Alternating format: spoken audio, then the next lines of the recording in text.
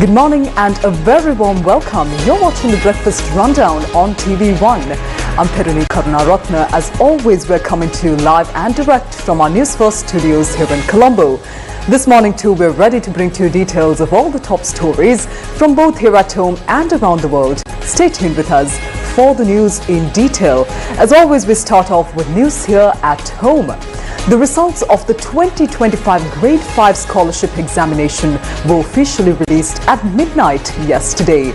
The Department of Examinations announced that the results can be accessed via its official websites www.donets.lk and www.results.exams.gov.lk. Now, in addition to the results, the department has also issued the district cutoff marks. For singular medium candidates, the cutoff mark for the Colombo district has been fixed at 140. The same cutoff mark applies to the Gampaha, Kalutara, Kandy, Mathale, Gaul, Mathura, Kurunegala and Kegol districts. The singular medium cutoff for the Ratnapura district has been set at 136, while for the Hambantota district it is 135. Now, for the Badula and Monaragala districts, the cutoff mark is 134, and for the Putlam, Anuradhapura, Polunarua, Trincomalee and Ampara districts, it stands at 133. In the Nuwara Eliya district, the cutoff mark is 132, while the lowest singular medium cutoff this year has been recorded at 127, applicable to the Kilinochi, Mana, Vaunia, Mulathu and Batiklu districts. Meanwhile, for Tamil medium, the only cutoff mark for the Jaffna district has been released, which is 132. The 2025 Grade 5 Scholarship Examination was conducted on the 10th of August at 2,787 examination centres across the country, with a total of 303,670 students facing the examination. Now, the government has paid attention to the establishment of a special task force aimed at promoting the tourism sector. Minister of Foreign Affairs, Foreign Employment and Tourism, Vijitha Herat, stated that this decision was made with the dual objective of revitalizing the tourism industry and generating direct revenue for the national economy. He further noted that the task force will be empowered to make decisions pertaining to the advancement of the tourism sector of Sri Lanka. The minister made these remarks during the inaugural session of the Tourism Promotion Task Force held recently at the Presidential Secretariat. During the discussions, emphasis was placed on preparing comprehensive plans for tourism development, ensuring coordinated implementation under a unified framework of state institutions, as well as addressing challenges faced by tourists visiting the country and by industry stakeholders. Attention was also drawn to the importance of developing joint strategies with all relevant state institutions and private sector stakeholders to ensure the upcoming tourism season is a success. Let's move on to more local news this morning. The Sri Lanka Tourism Development Authority, or SLTDA, has announced that 198,235 tourists visited the country during the month of August. This marks a 20.4% increase compared to tourist arrivals recorded in August last year. According to the latest data released by the SLTDA, India remained the leading source market with 46,473 arrivals in August, accounting for 23.4% of the total visitors. The United Kingdom followed with 19,764 arrivals, while Germany recorded 12,500, China 12,294 and France 10,495. Cumulative figures show that between the 1st of January and 31st of August this year, Sri Lanka welcomed 1,566,523 tourists.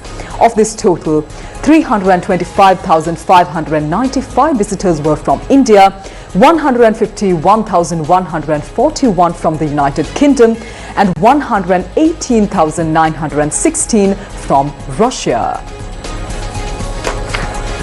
On to more local news now. The expert committee appointed to review the prevailing issues surrounding the Nilbala salinity barrier has released its first report. Mathura District Member of Parliament Arkam Ilyas stated that based on the report, further discussions on this matter will be held on the 8th of September at the Presidential Secretariat. He further noted that steps will be taken to resolve the issues in line with the recommendations presented in the report. The committee comprises representatives from the National Water Supply and Drainage Board, the Department of Irrigation, as well as several external stakeholders. Now, the Agricultural and Agrarian Insurance Board has introduced an insurance mechanism for coconut seedlings cultivated by the farmers. The initiative aims to provide continuous supervision and protection of coconut seedlings supplied under subsidy schemes for new plantations, replanting and intercropping for a period of up to 5 years. Under this scheme, the insurance period will range from 15 days to 1 year. The premium is set at 67 rupees and 50 cents per seedling, while the insurance coverage amounts to 550 rupees per seedling. The program is being jointly implemented by the Coconut Cultivation Board and the Agricultural and Agrarian Insurance Board of Sri Lanka. The insurance coverage will protect coconut plantations against drought, floods, heavy rainfall, cyclones, landslides, wild elephant damage, other damages caused by wild animals, lightning and pest infestations. Meanwhile, the main program in the Galle district to mark the World Coconut Day this year was held yesterday in Indurua under the patronage of Nishanta Pereira, Member of Parliament representing the National People's Power. The event also included awareness programs for farmers on addressing the challenges faced in coconut cultivation. Now, all trade unions of the Ceylon Electricity Board have decided to commence a work-to-rule trade union action starting from midnight today. The decision has been taken in protest against the proposed restructuring of the Ceylon Electricity Board, along with a list of 24 demands put forward by the unions. And finally, on to your weather forecast for today. The Met Department says that a few showers may occur in the western and Sabaragamo provinces and in the Galle, Mathura, Kandy and Nuwara Elia districts. Showers or thunder showers may occur at a few places in the Ampara and Batiklo as well as Munaragala districts after 2 p.m. today. Mainly fair weather will prevail elsewhere over the island.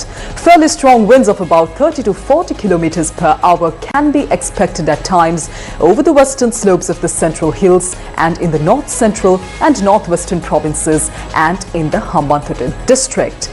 Now, the sun is going to be directly over the latitudes of Sri Lanka during the 28th of August to the 7th of September due to its apparent southward relative motion.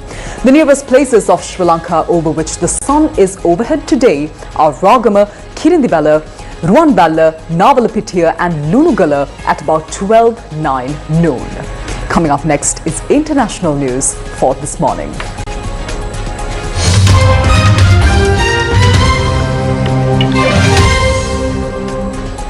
At least 15 people have been killed and 18 others injured after a carriage on Lisbon's famous Gloria funicular derailed and crashed. Portugal's Emergency Medical Service authorities said that 5 of those injured were in a serious condition. The remaining 13, including a child, sustained minor injuries. Several people were earlier said to have been trapped at the scene. Authorities said they have all since been freed.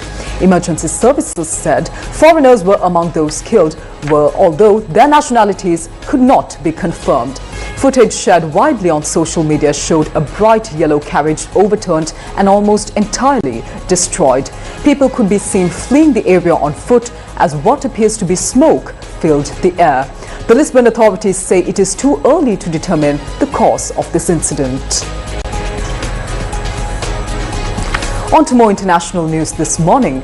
US President Donald Trump said on Wednesday that China's beautiful ceremony marking the end of the World War II should have highlighted the role that the US played in Japan's defeat. Trump told reporters in the Oval Office, and I quote, "I thought it was a beautiful ceremony. I thought it was very, very impressive," unquote, just hours after he suggested on social media that foreign leaders meeting in Beijing might be conspiring against the US.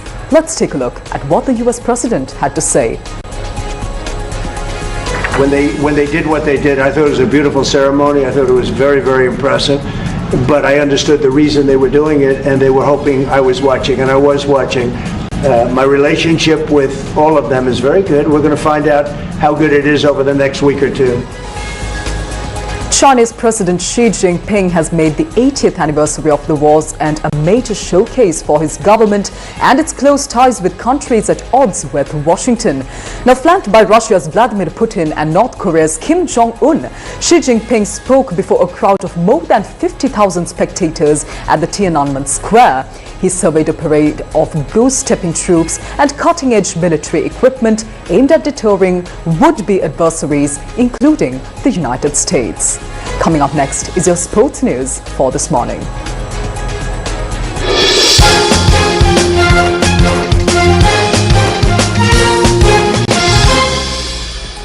Now, Lionel Messi is set to play his final World Cup qualifier in Argentina on Thursday, while 4 South American teams are still competing for the remaining automatic places at the 2026 tournament in what could be a dramatic climax. The 38-year-old Argentina captain will take to the pitch at the Monumental Stadium in Buenos Aires to face Venezuela in what he describes as a very special match, with his family set to be in attendance, including his wife, children, parents and siblings. Argentina coach Lionel Scaloni told reporters on Wednesday that it was going to be emotional, special and beautiful. While Argentina have secured their World Cup berth, topping the table in South America's qualifying competition with 35 points, 3 automatic qualification spots are still to be determined ahead of Thursday's fixtures and the final match day on the 9th of September. Ecuador and Brazil are already qualified with 25 points, followed by Uruguay and Paraguay with 24 points each, and Colombia with 22 points. Venezuela with 18 points remain in contention, chasing a first World Cup appearance.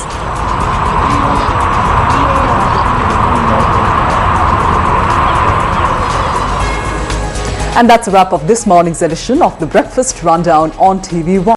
I'm Therunee Karunaratne. Thank you for joining us today. Take care. Have a wonderful day ahead.